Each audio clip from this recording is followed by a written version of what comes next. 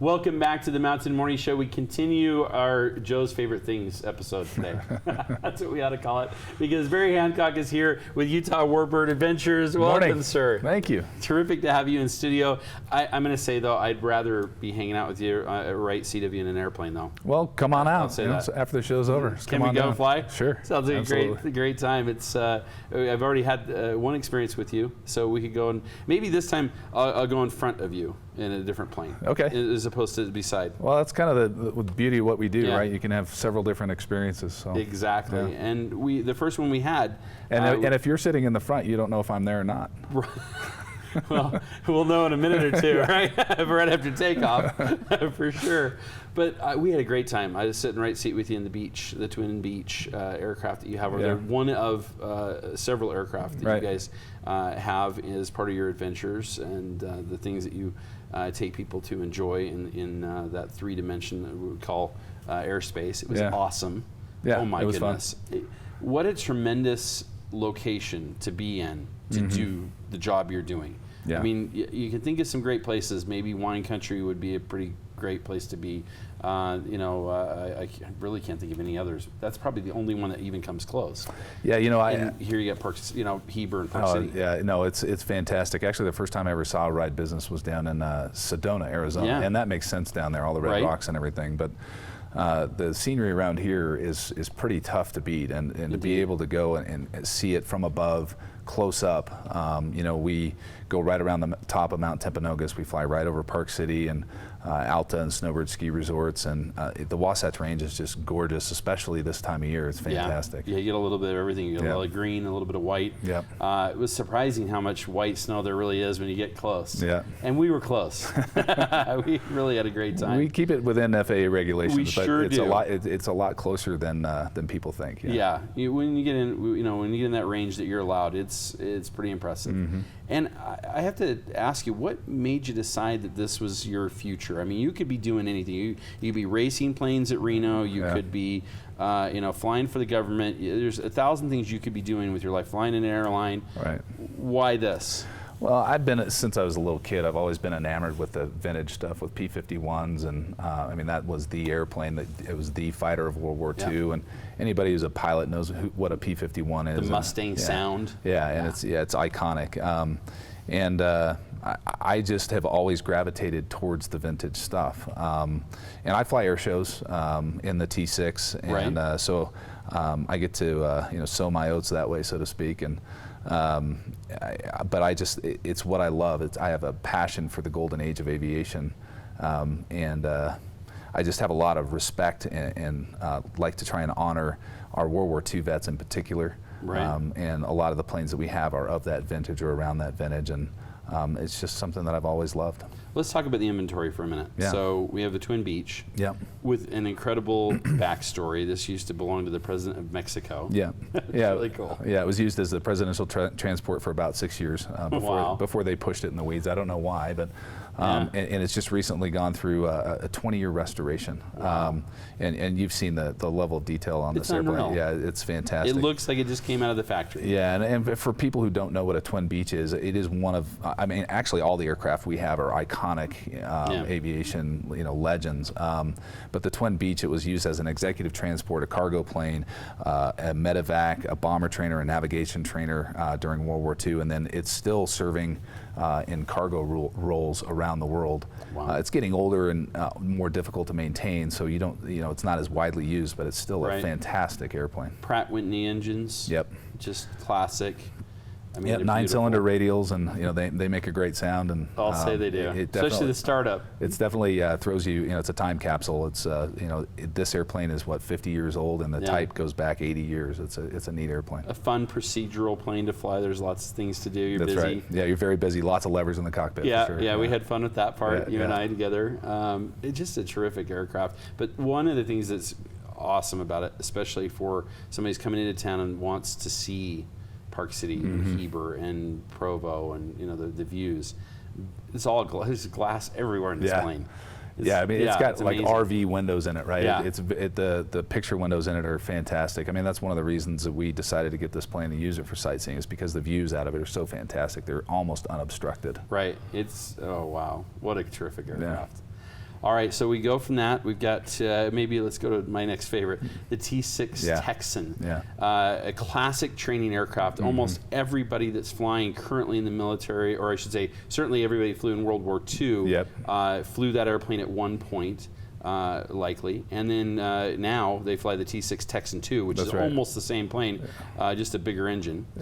So this is the workhorse of the Air Force. Awesome aircraft. Yeah, I mean, it's widely considered one of the top 5 aircraft of all time. Yeah. It's trained probably more pilots. It for sure has trained more military pilots than any other aircraft in the history of aviation. You know, it's got the classic look again. It's got the 600 power 9-cylinder radial engine. Sounds great.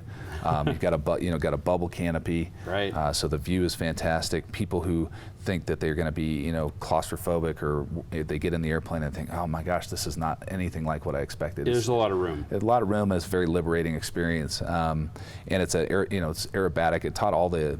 It was the last plane that any fighter pilot flew before they flew in fighters in World War II. So it was the last time you had somebody in the back seat with you before you went off to fight in a war. Wow. And we just saw a picture of it with the Twin Beach together, and boy, I gotta say, it's so much fun to fly that plane, because you can do just about anything you want in that plane, especially for somebody who's just kind of getting used to it. I want to do a loop, I want to do a little roll. That aircraft can do the basics and can certainly give you that feel, that excitement of what it might be like to be a fighter pilot. Yeah, that's exactly right. And as a Part 61 flight school, that we're authorized by the FAA to do those flights. That's terrific. And I'm an aerobatic instructor, so it's not like I just rolled out of bed and decided I wanted to do this. We've been doing it for a long time. You're going to have a safe, fun experience, and it can be as mild or as wild as you'd like. Yeah, and I thought I knew a little something about aerobatics until I hung out with you, and then I realized I'm not as aerobatically qualified as I'd like to be. You're doing some impressive stuff. Yeah. There is a great view of the Texan from the beach. I was amazed. You're doing some stunts that I have only seen a couple of people do, and you're typically doing some of that more impressive stuff in the other aircraft, which is the Pitts S2C. Oh boy! Another legend. The Pitts has been around since the first one was designed in 1945. Really? Yeah. Curtis Pitts had several iterations. The last one was in 1996, I believe. And it's an iconic airplane, a very extraordinarily capable airplane. Hopefully we have some video. Yeah, of I'm that. hoping we have a little bit of that too, because that thing is unreal. Dynamically unstable, right? Yeah. In almost every way. Yeah, I mean, intentionally built to be quote unquote unstable, and what that allows us to do the gyroscopic and the kind of crazier maneuvers that you see at air shows, where they're getting the plane kind of out of normal flight regimes and doing tumbles and those kind of things. The plane needs to be unstable to do that. It doesn't mean that it's unsafe. It just means that we as pilots have a lot more latitude in what we're able to do with the airplane. And I'll say, because I've seen you do some forward flips and some different things, that those are maneuvers that you don't see often, even in air shows. Some of the things that I know you're capable of doing, not typical, but that aircraft can do things that others can't. I mean, we're talking lots and lots of power. This thing has way more thrust than it needs, right? Yeah, it's got a high power to weight ratio, a very light airplane, and again, those are the things that allow it to do. We can go pure vertical, and you go straight up, straight down, and we can spin around really fast too. Okay, I can't wait to go and do a little bit of time in this. Now we've got a little bit of raw footage here showing you doing some stunts right next to that Texan. Now this is, if you stay tuned, this is just the raw footage. If you watch this weekend, you're going to see some of the best stuff that we filmed of your activity in that aircraft.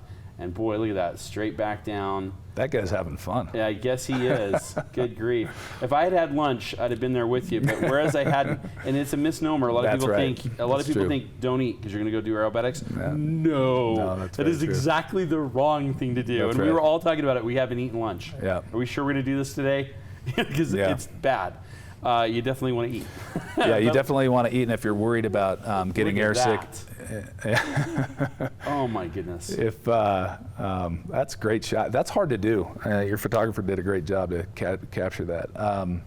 But the joke is, if you're worried about getting airsick, that you want to eat bananas because they taste Right. the same way coming up as they do going down. This is true. But in all seriousness, we try and make it an enjoyable experience. There's no egos involved in this. No. We don't want people to throw up. Yeah, we're not trying to do that. Yeah, and we've been very successful at keeping people from doing that. Well, no one wants that in your Right. airplane anyway. So, That's right. we obviously that's the whole point is to have a good time, Yeah. which you do. We tease a little bit about the other side of that because it's a possibility. But you eat right and you do the things that you need to, so you can go out and have a good time. That's what it's all about. And look at that. I mean, you can do it as simple or as extensive as you want. Good stuff right there. Yep. Oh my, what a great airplane. All right, then the Twin Beach is a tail dragger, but it's not the only tail dragger you have. Right. You have another aircraft. Yep. So actually, all of our aircraft are tail draggers, and for various reasons, but most of them because they were built a long time ago. And they're fun to do. Yeah, They're fun to fly. They are fun to fly. The aerobatic aircraft are built that way because they're lighter. The Stearman Biplane, I think, is what you're talking Yep. about. The again, that was the primary trainer of World War II. boy.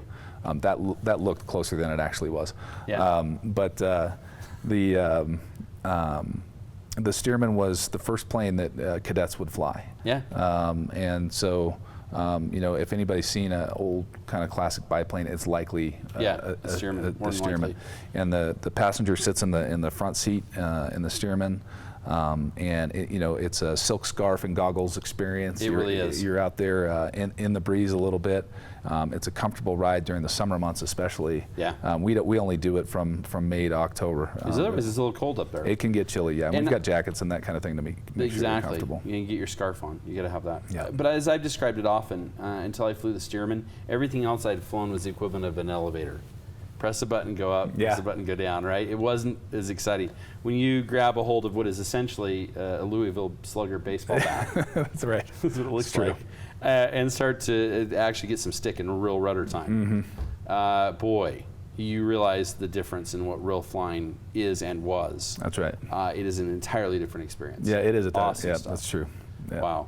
All right. So these are all of these types of rides, these adventures available with Utah WarBird Adventure. That's right. Yep. Yeah. And where talk to me about the someone coming in and how they get it, how they decide what they're going to do and where and how. Sure. So typically, people will book online. Okay. It makes it really simple.